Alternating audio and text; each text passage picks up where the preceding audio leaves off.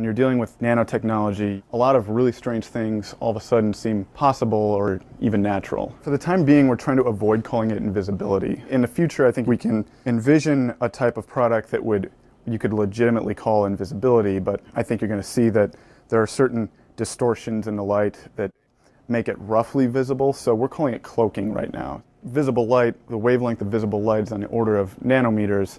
Nanoparticles are on the right scale to sort of interact with that and manipulate it.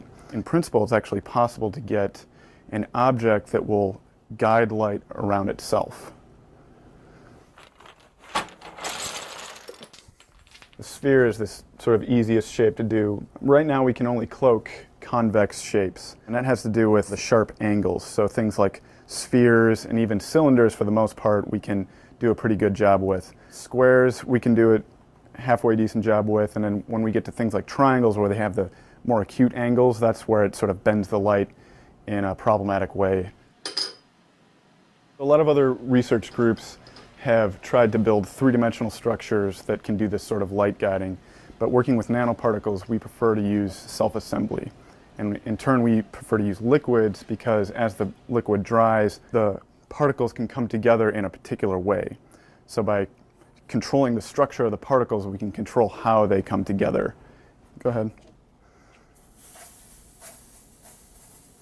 Now it's important to get the droplet size right since this is sort of a surface area effect, so that's why we're using this atomizer. Of course, it takes a while for the students to get the technique down.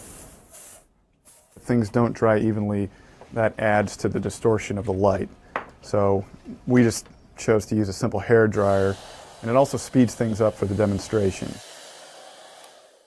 So what future uses do we envision for this paint? I mean, of course, beyond the general novelty of being able to move about undetected, I think there are going to be a lot of applications for this. So, of course, the military is very involved. Invisible buildings and invisible vehicles. We provide new ideas, and it's society that decides, how new technologies will be used. Because, of course, we envision this being used on the skin. We want everything to be safe. If this stuff gets onto the wrong hands, reverse engineered by people who wish to do harm.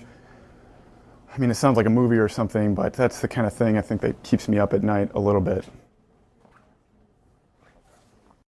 Well, basically, the words would be too great to say teleportation, but in a way, the broken key has disappeared from the current location and it showed up in a different ion chamber